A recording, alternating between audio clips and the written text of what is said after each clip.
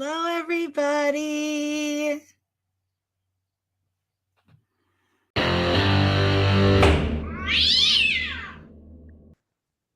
All right, who do we have here at the county jail? Marissa, Bettis. We're on the record in 2024 CR 111. Marianne Shirley for the state, and Miss Bettis appears in person, in custody, and pro se. Miss Bettis, how old are you? 25. 25. You are charged in count 1 with driving under the influence of alcohol or drugs or a combination of, to a degree that it rendered you incapable of safely driving. As charged, this is a B misdemeanor. If convicted, you could serve up to 6 months in the Greenwood County Jail where you are now, and you could pay a fine of at least $750 up to $1,000. In count 2, you're accused of aggravated endangering a child, alleging that on the same date as count 1, you unlawfully, recklessly caused a child under the age of 18 years to be placed in a situation in which the child's life, body, or health was endangered, to wit, someone with the initials of MG, date of birth 10/26/17. As charged, this is a level 9 person felony. In count 3, you're accused of aggravated endangering a child, the child being initialed IT, date of birth 3/12/22. Again, a level 9 person felony. For both count 2 and 3, or for either of them, I should say, if convicted, you're looking at separate level 9 person felonies, each of which carries a 5 to 17 months prison sentence, each of which carries a $100,000 fine. In count 4, you're accused of unlawfully possessing methamphetamines. That is a level 5 drug felony with possible sentence of 10 to 42 months in prison and up to another $100,000 fine. In count 5, you're accused of unlawfully possessing a grinder, vape, device, glass pipe with the intent to either contain or conceal or somehow introduce a controlled substance into the human body, a class B non-person misdemeanor. If convicted, you could serve 6 months in the county jail and a $1,000 fine. In count 6, you're accused of unlawfully possessing marijuana, a class B non-person misdemeanor. If convicted, you could serve yet another 6 months there in the Greenwood County Jail and pay another $1,000 fine. Are you applying for an attorney or hiring an attorney? My attorney, William McClendon, is asked to be on the case. He was hoping to get into the Zoom call today, but asked for a fast turnaround for that. All right. You've hired him then to represent you? Yes.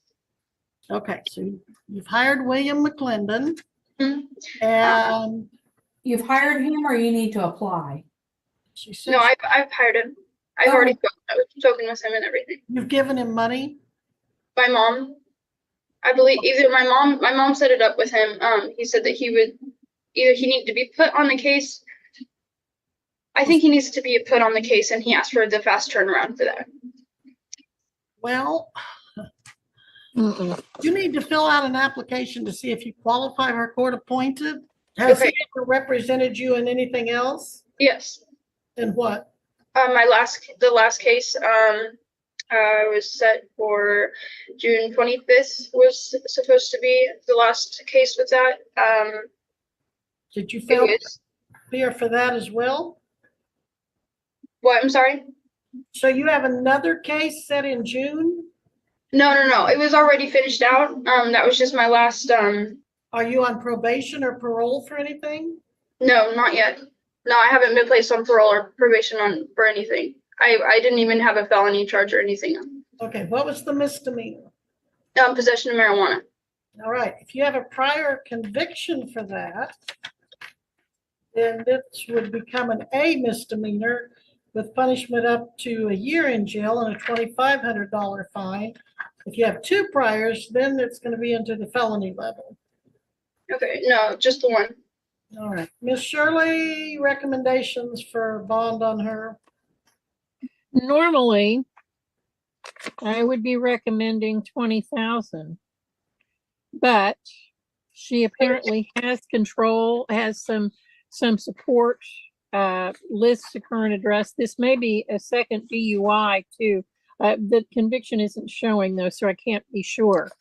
Let me get it. Yeah, she has 3 felonies and 3 misdemeanors, and they are significant. She did just say that she has a Drunk prior with before. methamphetamine. Yeah. So I wouldn't have any objection to a $10,000 cash or surety. Bond will be set at $10,000, cash or surety. No contact with any co-defendants. I was supposed to ask for, if we couldn't put a no contact order on my kids, if that were possible.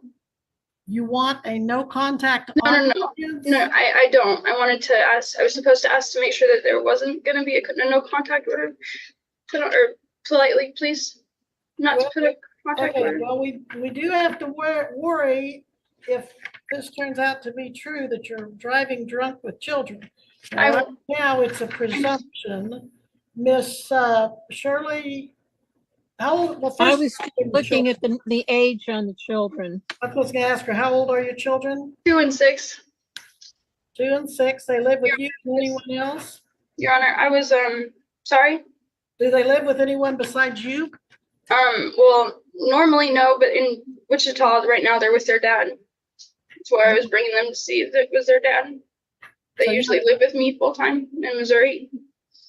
And where I was sober for almost a year and then I relapsed again.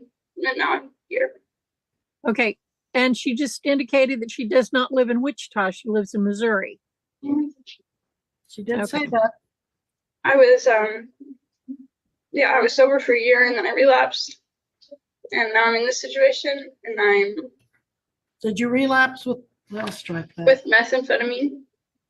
Strike that. Bond, And I was doing an outpatient with Clark Center in Missouri also. Okay. And they have all of my drug tests that I took weekly and everything.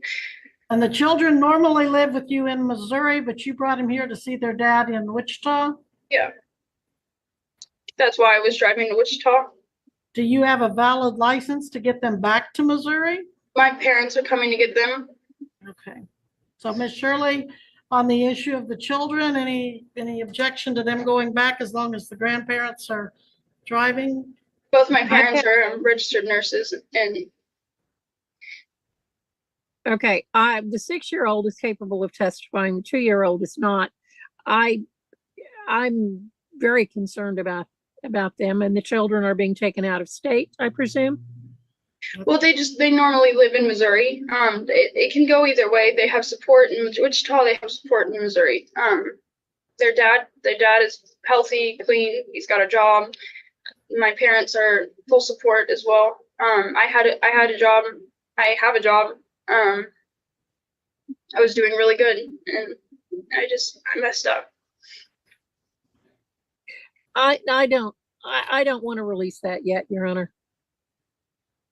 All right, we will leave we will make it a condition that you not have contact with the children at this time. Mr. McClendon can enter his appearance in that case and address that issue. Missy, when did you say your next hearing will be, or did you? I don't think you did. I didn't. Let's set this on the PHC docket for June 21st at 1:30. June 21st. I'm behind this one. All right, so you're going to have this set for June 21st at 1:30. I have not appointed an attorney yet because you need to apply, so the jailer can give you the application and get that back to me today. Your bond is 10,000 cash or surety, no contact with the kids yet.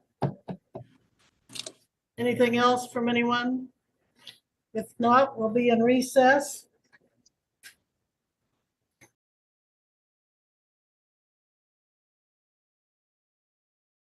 Mr. McClendon, do you have Bettis here? That is Rissa's phone on your screen, Your Honor. Okay, well, we'll take that up. We're on the record in 2024 CR 111, State of Kansas versus Marissa Kathleen Bettis. Please announce appearances. May it please the court, the state appears by Jill Gillette, County Attorney. William McClendon for the defendant Marissa Bettis, who appears via Zoom from a separate location. Does your client wish to have an evidentiary preliminary hearing, Mr. McClendon, or does she wish to waive today? Your Honor, we're gonna ask for a continuance to try to get a global resolution on this. You may remember that she had another pending case that we were actually supposed to handle this upcoming Tuesday. And due to this new case, we'd like to ask for a continuance and try to figure out something for the both of them. And Judge, there's also a blood draw for the DUI. Mhm. Well, I presume there may be more evidence to cause them to get the blood draw so that we could proceed with preliminary hearing, but is the other case a felony or misdemeanor? This is originally charged as a felony, Your Honor. Did you put it on my docket expecting a misdemeanor resolution? Yes, Your Honor. All right, Ms. Gillette, how do you want to do this? I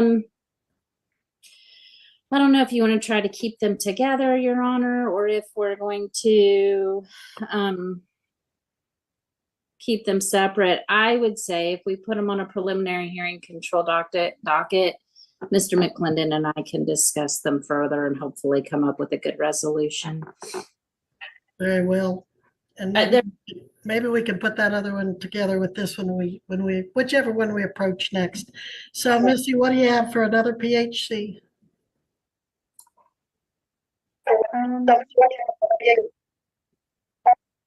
You're all garbage. Me? You can't hear me? No, I can't, but you were garbled. If that was you talking, It's some feedback, but there we go.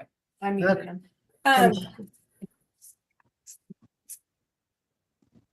August 2nd, or do we want to go into September?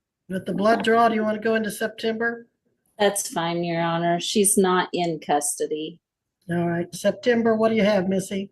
13th at 1:30. September 13th at 1:30, Ms. Bettis, your bond remains the same, but with the added condition that you reappear with your attorney by Zoom and ready to move this case September 13th at 1:30.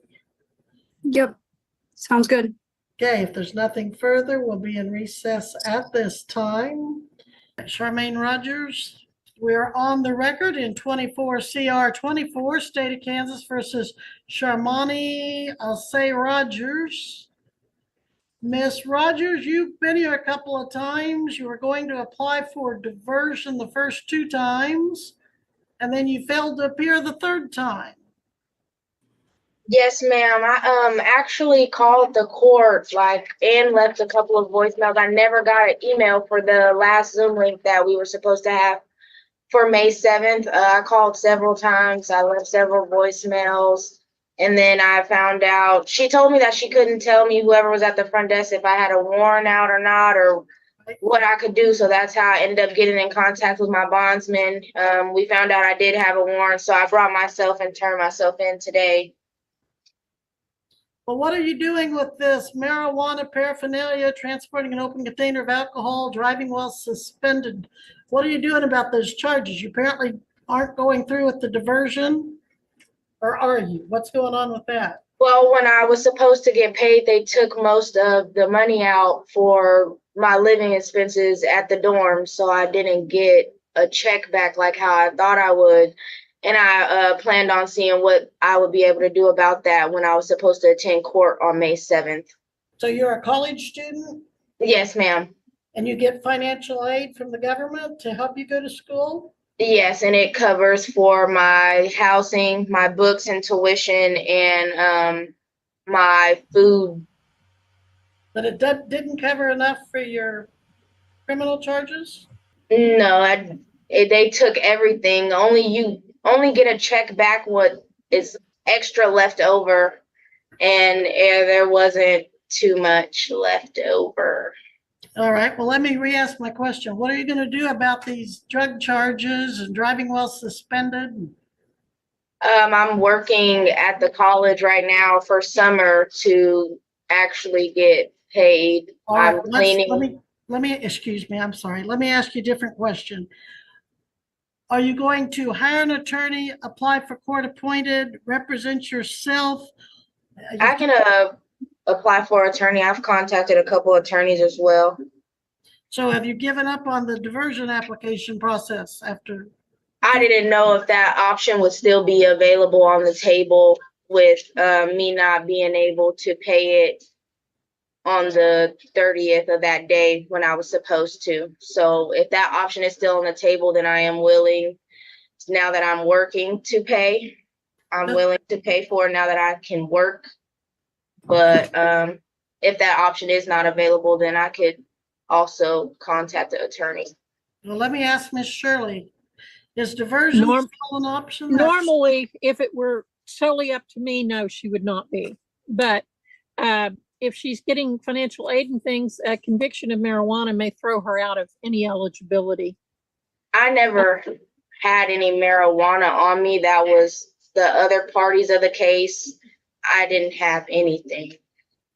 That's what she's charged with, Your Honor. So that being the case, I would not, she can ask Miss Gillette at some point. But when she has had 2 months and failed to do anything with regard to it, no, she would not. Once you pass that date, we normally don't extend it. Well, and I don't like to keep continuing cases for the same reason if the defendant's not putting out any effort to get any further along. So you're able to hire an attorney, or do you need to get court appointed? No, I'll be able to talk and have my parents try to help me hire an attorney.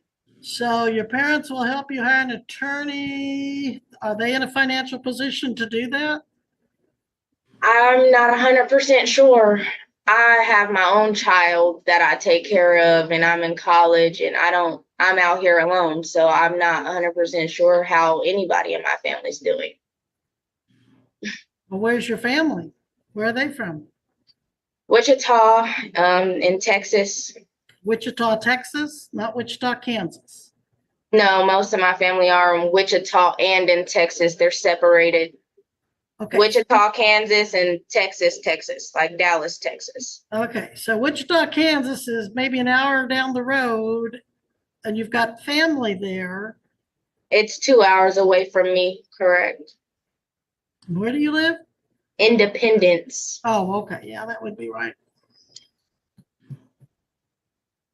Well, you fill out an application if you decide you want a court-appointed attorney. Otherwise, I'll have the records reflect that you're hiring an attorney. Okay. Well, Shirley, I'm tempted to set this for trial so we don't keep dragging it on, but then if we I have, think that's a good idea, Your Honor, because obviously there's some issues. If there are co-defendants and things in this, I don't know the status of them. all right, let's set this for bench trial, Missy. June 18th at 3:30. June 18th at 3:30. Miss Rogers, you must be back here June 18th at 3:30. And I'm going to order that you be present at the courthouse. And what else we need to address? Bond, but that's already been established when she failed to appear, as I recall. The bondsman indicated that he would, Ron Florio is her bondsman, and he said that he would rebond her if the court gives her bond. All right, we'll withdraw the bid or the 20,000 and restate it on 10 if Florio wants to take her back at 10. Otherwise, it's at 20. So there you have it. You may go at this time. Don't forget to apply if you need an attorney. Thank you. You're welcome. Be safe, be well, sleep sweet, and much love.